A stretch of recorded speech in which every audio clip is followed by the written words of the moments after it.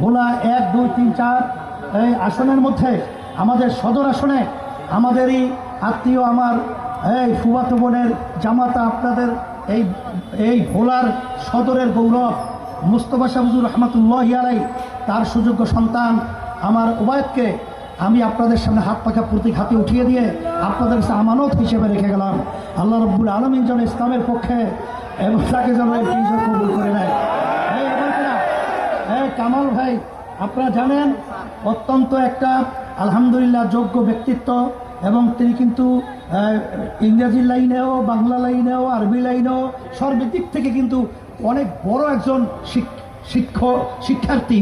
তাই সেই হিসাবে আমি তাকে হাত পাকা প্রতীক হাতে দিয়ে আপনাদের সামনে আমানত হিসেবে রেখে গেলাম। আল্লাহ কবুল করে নেয়।